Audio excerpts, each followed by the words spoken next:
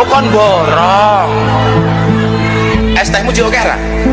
Masih. Ya kono didol goblok. Assalamualaikum warahmatullahi wabarakatuh. Hamdan wa syukranillah, sholatan wa salaman ala rasulillah, amma ba'd. Untuk kaum muslimin dan muslimat dimanapun berada, semoga selalu diberikan kelancaran dalam menjalankan aktivitas. Amin Allahumma amin. Berbicara mengenai Gus Miftah, ini ada yang viral lagi dari Gus Miftah. Padahal beberapa bulan yang lalu juga sempat viral. Jadi kelakuan Gus Miftah yang cukup kontroversial, ngunyel-ngunyel bojone di depan umum. Yang ngunyel-ngunyel itu gimana ya? Pokok ngunyel-ngunyel lah intinya. Memang secara apa ya? Memang ketika kita melihat jejak digital atau jejak ceramahnya Gus Miftah itu ya penuh dengan kontroversi ya. Bahkan apa yang lebih cocok dipanggil ya, Gus Miftah apa Pak Miftah saja ya. Gus Miftah saja yang masyhur lah itu ya. Barusan ini juga viral ini.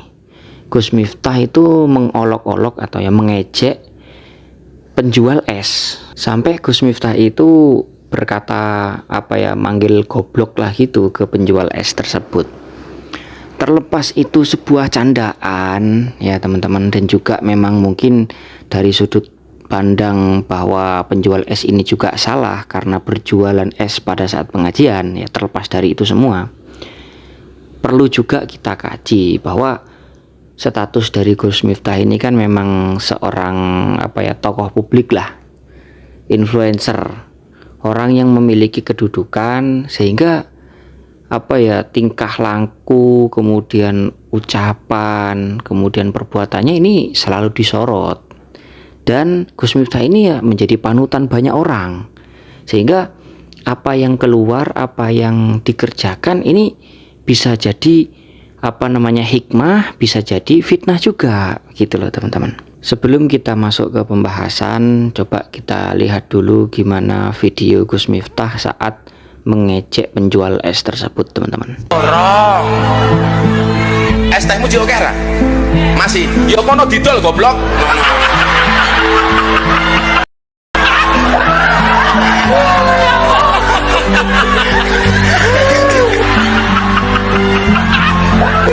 Dolen dhisik, kula rong payu wis takdir.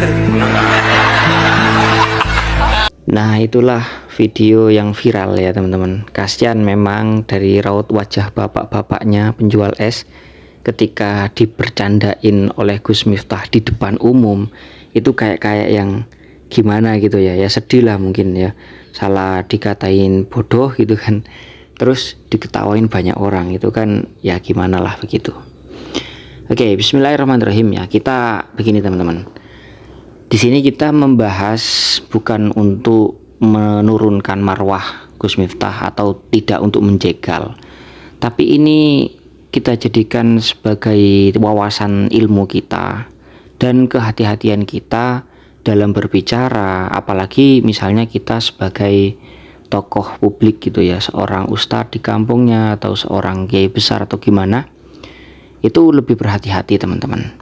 Pertama kita baca dulu, ini ada sebuah ayat yang ini ngena banget sebenarnya dengan kejadian ini teman-teman. Bismillahirrahmanirrahim. Ya ayyuhalladzina amanu la yaskhar qaumun min qaumin asa ayyakunu khairum minhum al-ayah. Ya artinya, wahai orang-orang yang beriman, janganlah suatu kaum itu menghina dari kaum yang lain, karena bisa jadi kaum yang dihina tersebut itu lebih baik daripada kaum yang menghina. Itu singkatnya seperti itu. Kemudian kitab yang saya tampilkan ini saya ambil dari kitab Tafsir Ibnu Katsir. Ada penjelasan begini. Yanha ta'ala anis sukhriyah bin nas. Allah Ta'ala itu melarang kita untuk mengejek orang lain. Mengejek dalam arti ini ya sampai tentu sampai iza lah ya, sampai menyakiti begitu. Apa yang dimaksud sukhriyah? Wa huwa ihtiqaruhum wal istihza'u bihim. Itu menganggap remeh seseorang, menganggap rendah seseorang, wal istihza'u bihim, dan ya menertawakan seseorang, mengejek seseorang. Begitulah intinya. Intinya di sini nih Allah melarang kita untuk mengejek, merendahkan, mengolok-olok orang lain. Kama sabata fi sahih an Rasulillah sallallahu alaihi wasallam annahu qol, Rasulullah sallallahu alaihi wasallam pernah bersabda, al-kibru batorul haqqi wa ghamsun nasi. Termasuk dari kesombongan itu adalah menolak kebenaran dan juga meremehkan orang lain. Wa yurwa, dan juga ada riwayat bukan pakai ghamsun nas tapi pakai wa ghamtun nasi. Sehingga di sini ada pengertian apa sih yang dimaksud ghamsun nas atau ghamtun nas. Wal muradu min dzalika ihtiqaruhum wastisgharuhum. Intinya memandang rendah orang lain dan juga ya memandang kecil lah, intinya mengejek begitu. Wa hadza haramun, itu yang saya garis merah titik-titik panjang. Wa hadza haramun, tindakan seperti ini haram hukumnya. Kenapa? Fa innahu qad yakunu al muhtaqaru a'zama qadran indallah wa ahabba ilaihi. Karena bisa jadi orang yang diejek atau orang yang direndahkan itu kedudukannya lebih agung, lebih tinggi di sisi Allah dan juga lebih dicintai oleh Allah. Bisa jadi begitu. Lebih tinggi, lebih dicintai minasakhiri minhu al-muhtakiri lahu, dari orang yang mengejek atau orang yang mengolok-olok. Nah, sekali lagi disclaimernya, di sini kita tidak menghakimi apa yang dilakukan oleh Gus Miftah. Ini adalah tambahan ilmu kita agar kita itu tidak merendahkan orang lain dan lebih berhati-hati ketika menyampaikan sesuatu gitu. Ya, termasuk ketika candaan kepada teman, ini kita harus lebih berhati-hati lagi. Selain dari kitab tafsir Ibnu Katsir, dari kitab yang sangat-sangat masyhur sekali, baik itu di kalangan pesantren ataupun non pesantren, ini ada keterangan yang mirip dengan keterangan di tafsir Ibnu Katsir tadi. Ya mungkin kalau di tafsir Ibnu Katsir itu kan kitabnya tebal, mungkin keterangan-keterangan yang seperti tadi tidak lumrah diketahui orang. Tapi ini di kitab yang populer loh teman-teman ya, dan mestinya Gus Miftah ya pasti belajar ini, mestinya loh ya. Ini di dalam kitab Fathul Mu'in di bab puasa itu ada keterangan seperti ini. Bismillahirrahmanirrahim. Wa mimma yata'akkadu lis-shaim kaful lisani an kulli muharramin.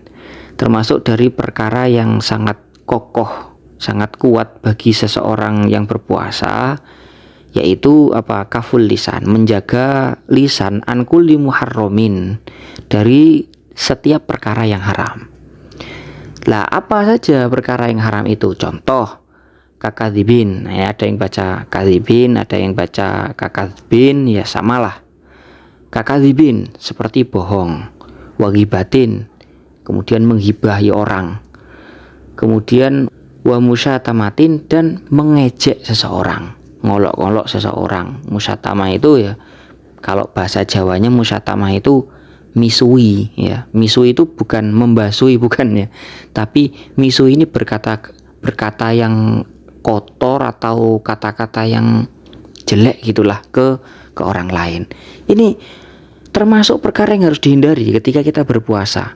Loh, di sini bukan pas puasa saja mestinya ya, di setiap hal, di setiap kondisi ini harus kita hindari, karena ini memang perkara-perkara yang haram, kayak bohong, kemudian ghibah, kemudian tadi itu ya musyatamah, misuhi tadi itu mestinya kita hindari. Apalagi kondisi kita sedang ceramah, kondisi kita sedang pengajian, kondisi kita sedang sholawatan misalnya, di majelis ilmu, majelis zikir, ya mestinya tidak melontarkan kata-kata yang tidak pantas, mestinya kan seperti itu ya. Makanya seperti tadi teman-teman, begini, kita belajar akhlak sebenarnya tidak untuk menghakimi seseorang, tapi untuk kita amalkan. Sehingga saya sudah bilang dari awal bahwa kita ini ingin menambah ilmu dan tidak untuk menghakimi seseorang. Ini supaya jadi pelajaran untuk kita ke depan.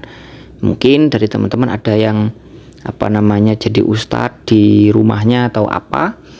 Nah, kemudian ketika menyampaikan, ketika bercanda atau teman-teman bercanda dengan kawan setongkrongan itu harap untuk lebih berhati-hati ketika bercanda, karena bisa jadi takutnya itu iza, teman-teman. Iza itu menyakiti hati seseorang dan itu nggak boleh gitu. Semoga ini bermanfaat. Wallahu a'lam bishawab.